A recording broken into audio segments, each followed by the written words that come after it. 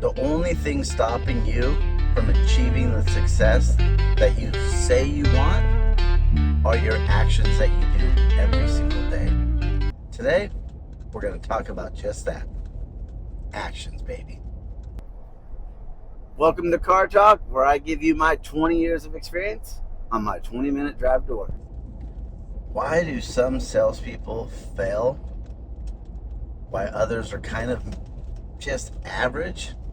And then you got the ones that are just phenomenal. Why is that? In the course of my 20 years in this business, I'm coming to the realization that a major factor comes down to the willingness. The willingness to actually do what it takes to be successful. Now, I think some people are just natural and they just have this natural gift to be a salesperson. But for the majority of us, and myself included, it takes work. It takes consistency. It takes practice. It takes learning. There's so many skills that you gotta learn and you gotta master to be good in this art of selling. And for whatever reason,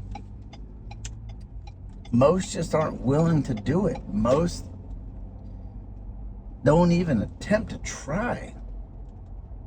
And it's so frustrating because as a manager, I've come across so many salespeople and I've seen so much potential and the individual just blows it. They just blow their potential. Maybe they don't see it. Maybe they don't like the job. Maybe they feel like they just have to do it because they don't know what else they're going to do. I'm sure there's a ton of reasons, but the sales industry, in my opinion, is a terrible job to get into and a terrible career to be a part of if you're just average or below average. It's a results-based business. And if you're constantly mediocre, average, this is my opinion, it's a tough business to be in. And I just don't understand why somebody would want to show up and just accept defeat and just accept being average. Maybe it's an easy business. You know, maybe it's just an easy business to do very little and just to kind of get by. Maybe that's what it is. Maybe people get to this point where it's like, you know, they get to come to work, they get to build a friendship at work, they get to talk to some people, they get to dress nice, they don't really have to do any manual labor, they don't really have to do a whole lot, they kind of get average results and just kind of skate by. Maybe that's what some people want. I don't know. At least for me, it's just, I just couldn't imagine every single day just barely getting by. I just couldn't imagine it. So the other thing is, how do you motivate those people? How do you motivate those people that are just wanting to get by? I don't know if it's possible. I've tried.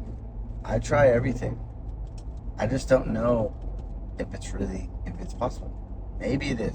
And maybe I just need to grow as a manager and figure that part out. Because I haven't been able to figure that out yet.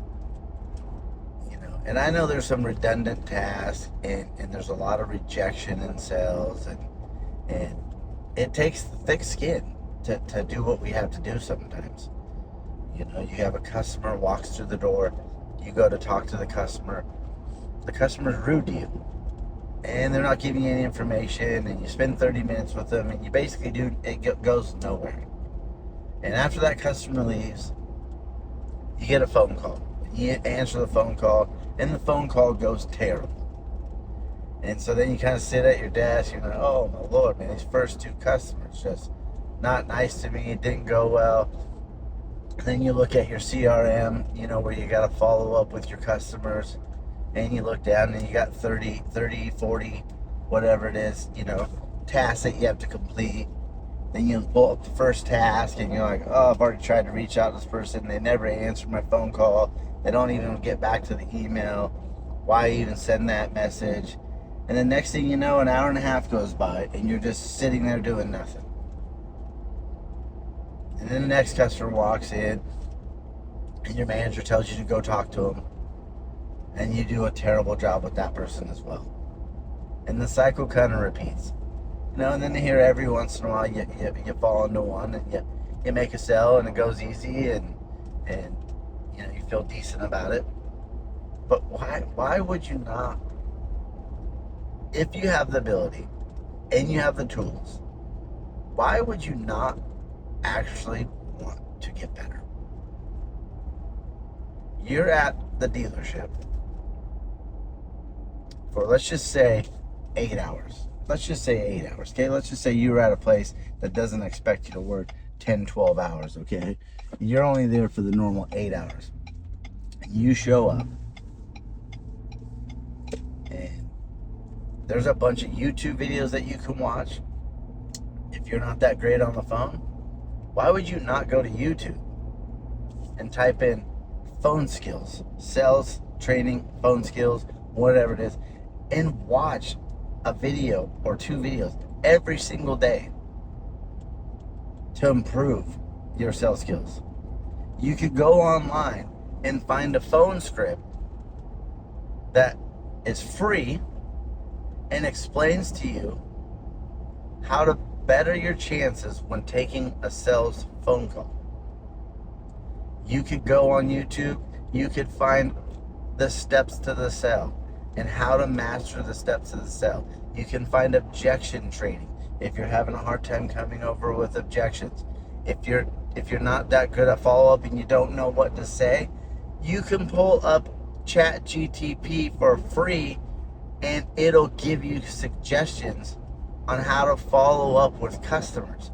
And you can even tailor it to your personality.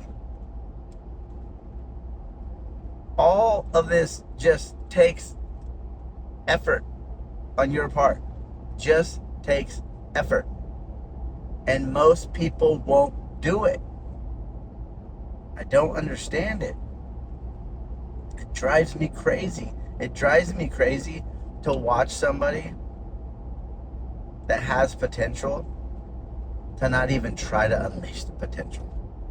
Now, listen, I'm fully aware that inside of a dealership, you're not going to have a full staff of top performers. There might be some out there in the country, but most dealerships, I would be willing to bet that there's not going to be a full store of top potential. You're going to have the top potential, you're going to have the just above average, then you're going to have the average, and then you're always going to have 1 or 2 that you got to figure out what you got to do with them. Maybe they're just new, maybe they're not getting it, and you kind of got to figure out. But that's, in my experience, that's the dynamic of every dealership. And of course, you want to move everybody up to the top performer. But regardless of what you do, they have to be willing to do it. You can be the asshole manager. Maybe you need that. Maybe you need the manager that's constantly poking at you and telling you, and all they do is point out everything you're doing wrong and everything you're not doing. And maybe you need that. Maybe after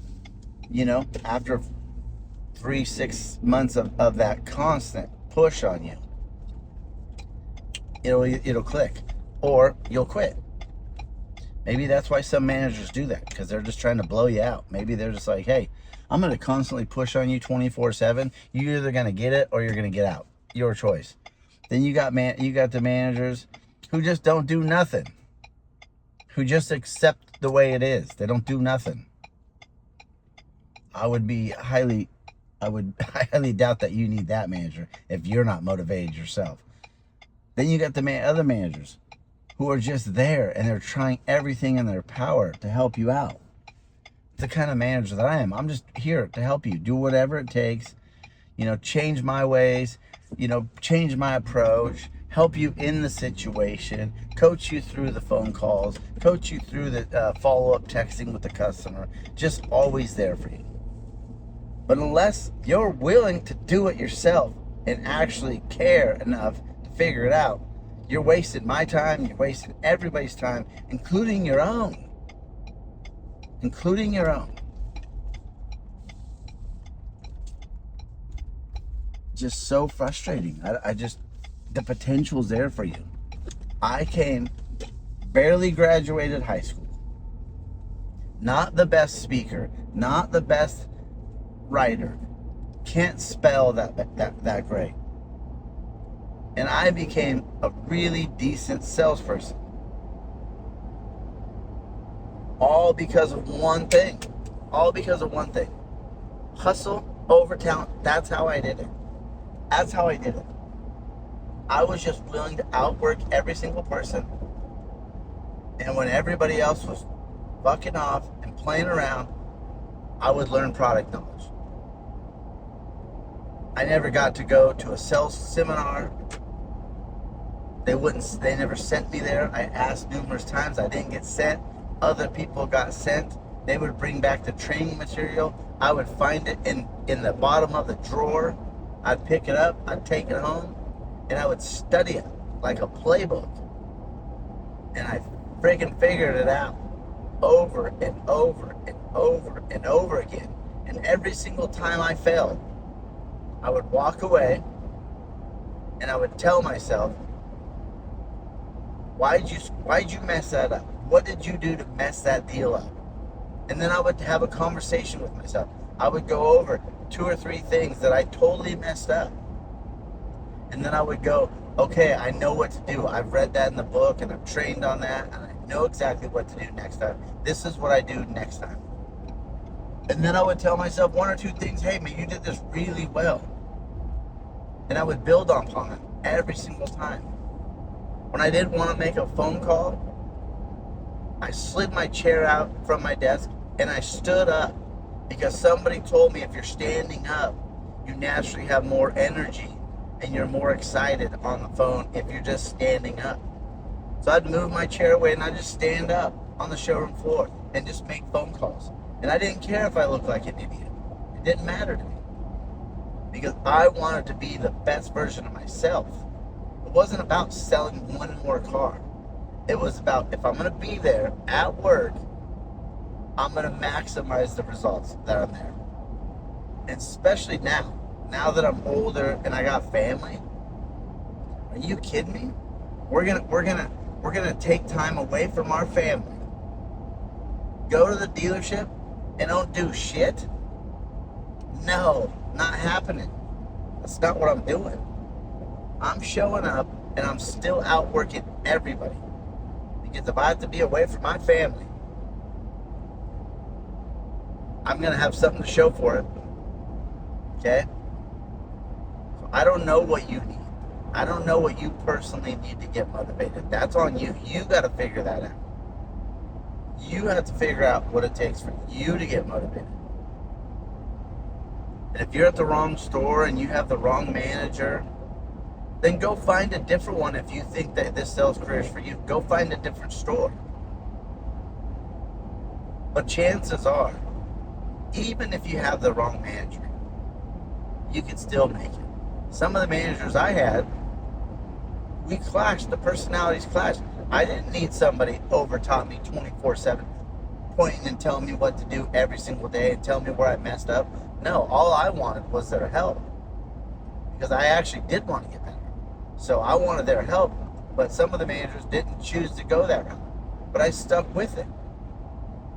I stuck with it because I didn't want to be in that trap that I was told when I first started about salespeople who always go from dealership to dealership to dealership to dealership, trying to find the best, the greener grass. And it ain't out there. It's not out there. Okay? The grass grows where you water it. Grass grows where you water it. If the dealership was that terrible, they most likely wouldn't be in business.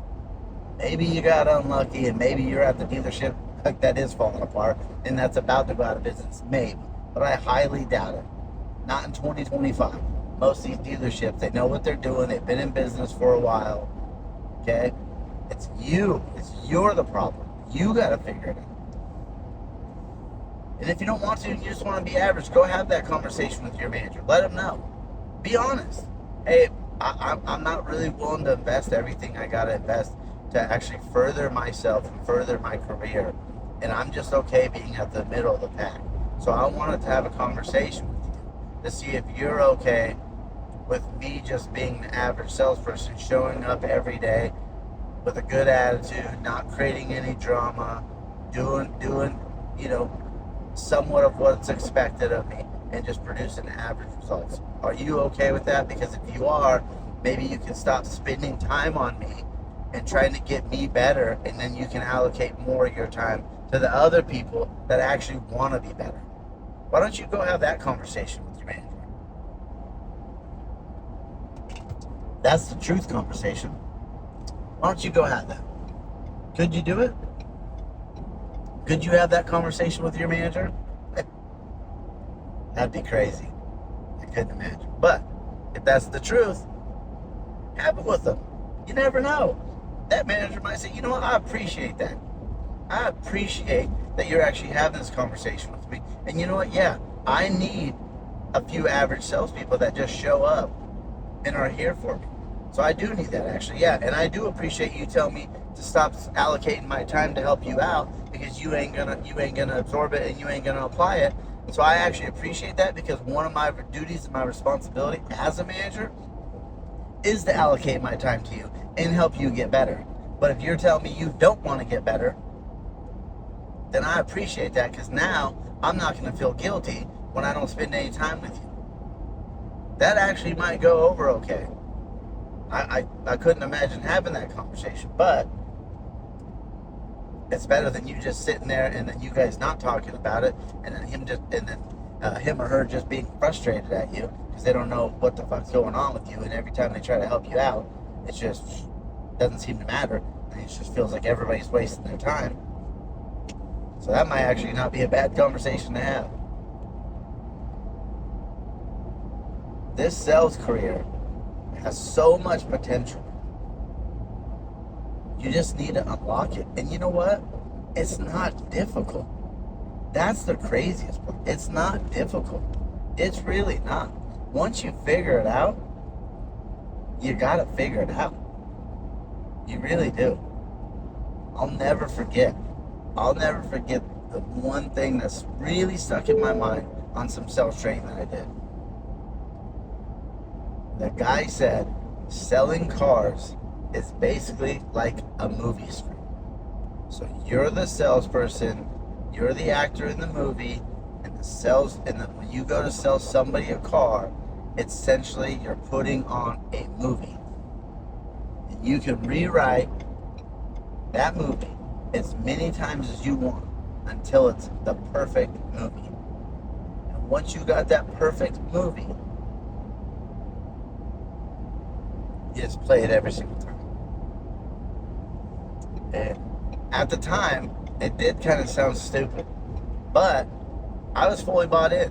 So I went home, and every single step of the sale, I hand wrote exactly what I needed to do and what I needed to say. Every single step of the sale. And yeah, when there's variables and everything's gonna change, but the foundation of every step of the sale, I would hand write down, and I would master it, memorize it, and you know what happened? It fucking worked. It actually worked. And I would go home and I would scratch it off, man, that didn't work today, and I'd rewrite it again. And I'd scratch it off and I'd rewrite it again until I perfected it. And then I just showed up and I just put on a show every day. I was happy to be there. I was excited. I put on a show. And every time a customer said no to me, I knew that was the time, because of all the training I went through, that when the customer said no, that's when the sale starts. Most of you get told no and you break down. You break down. Just like with my kid. He asks me for something and I tell him no. What comes next? Pouting, crying, frustrated. Okay?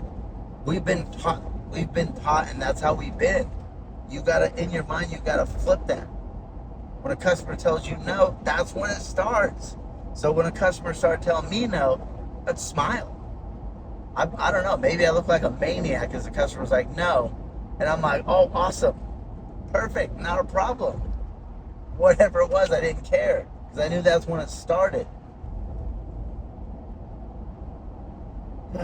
I get real passionate about this. And we can talk about the steps of the sale. We can break them down. We can talk about trial closing and all these fancy lines and how you dress. And you can listen to all the sales trainers in the world and all this bullshit all you want. But unless you're willing to actually do what it takes, everything's a waste of time. Everything's going to be a waste of time until you decide that you're willing to do what it takes to get better every single day. You got to live, breathe. This has got to be like a real part of your life to get better. Like a real part of your life. You can't leave work and completely shut it off and never think about it if you want to be some of the top talent. You can't do it. Maybe down the road you can. Maybe after you've mastered it and you became really good and you put in all the hours, but you can't do it. You know, I think there's a I don't know, it's a book or about the 10,000 hours or whatever. In order to master something, you got to put in 10,000 hours. So think about that. If you want to master sales, you got to put in 10,000 hours. Not showing up, clocking into work. Like, you actually have to spend 10,000 hours indulging the information, practicing the information to get better. And you ain't going to be able to do all that at work, because at work you got to work. So you can't always do that at work. You got to spend some time at home. You got to reflect on what you're doing. You got to be willing to actually get uncomfortable.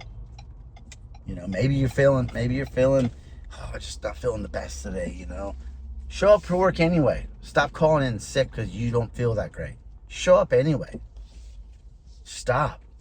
All these things, you got to push through it. You just got to be willing to push through it. Anyway, this video is a little bit long. It's a little bit blunt, a little bit straight to the point. But I'm just telling you, okay? There's so much potential within this dealerships and this sales career. There's so much potential. And it really just comes down to you. I can't say it enough. It comes down to you and your willingness to get better. If you're willing to get better, it'll slowly happen. And then what's going to happen is you're actually going to sell more, make more money, and it's going to be easier, and it's going to be funner, and you're going to love it. You actually would love it. The people that don't like this business are the ones that aren't very good at it. The ones that are really good at it love it. I promise you. So think about that. If you're not loving it, look at your results. I would highly doubt that you have really good results and you hate this business.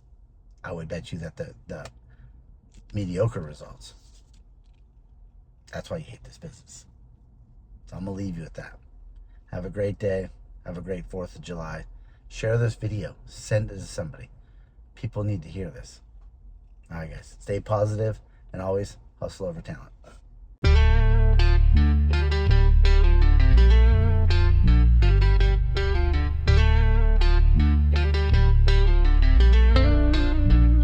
We all show up, but we ain't built the same. One's chasing glory.